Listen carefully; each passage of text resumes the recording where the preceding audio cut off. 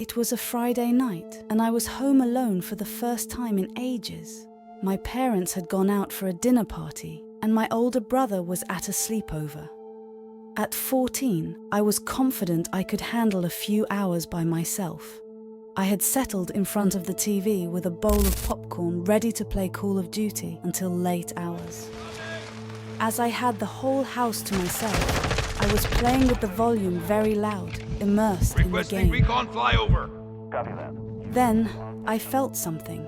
An odd sensation made me look at the window. Though I felt comfortable, I decided to close the curtains of the living room for privacy's sake. But when I got to the window to close the curtains, I couldn't avoid noticing a random guy standing right in front of the yard. As I appeared in the window, our eyes met. The man didn't stop staring at me, as if he was lost in thoughts while observing me. The situation felt so unreal that I paralyzed. My mind was trying to understand what was going on when the man stepped onto the lawn and started coming in my direction.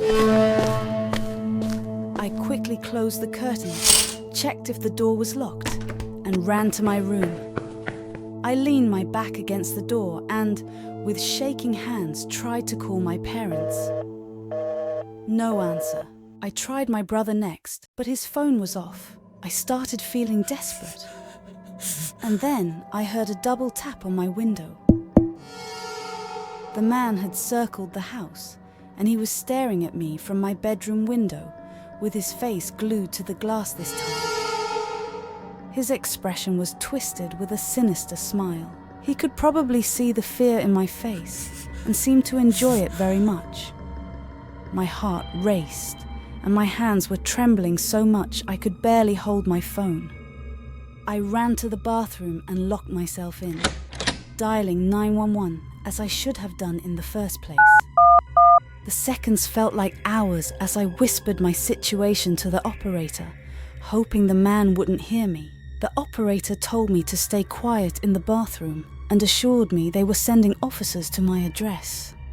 Suddenly, I heard a loud banging noise from downstairs. He was trying to force his way in. I felt trapped, powerless, and terrified beyond measure. My hearing got super sharp, and I could hear in great detail the sound of shattering glass echoing through the house. He broke the door's glass and was now inside the house. I huddled in the bathroom, straining to hear his movements. I remember telling the police operator, "He is in, I stay quiet now." It didn't take long for a shadow to appear under the door. "I know you are in there, kid," he said, and the door handle started turning. As the door didn't open, the man tried to force it. "I called the police," I screamed, hoping it would scare the guy. Silence followed, and I heard the distant wail of approaching sirens. Relief and fear battled within me, unsure of what might happen next. The shadow under the door disappeared, and I heard the hurried steps of the man as he ran away.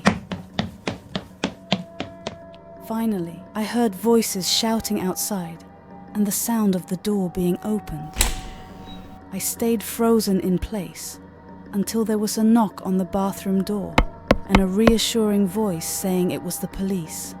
When I stepped out, the sight of the officers brought a rush of relief so overwhelming that I broke down in tears.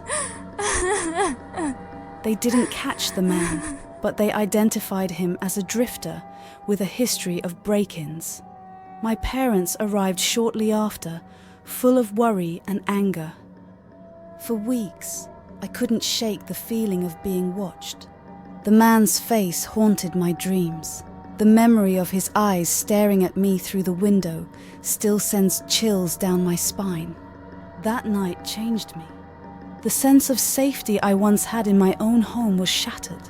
The fear he instilled in me never fully went away, making me more cautious and aware of my surroundings. Even now, I sometimes catch myself glancing at the windows, checking if there is someone watching.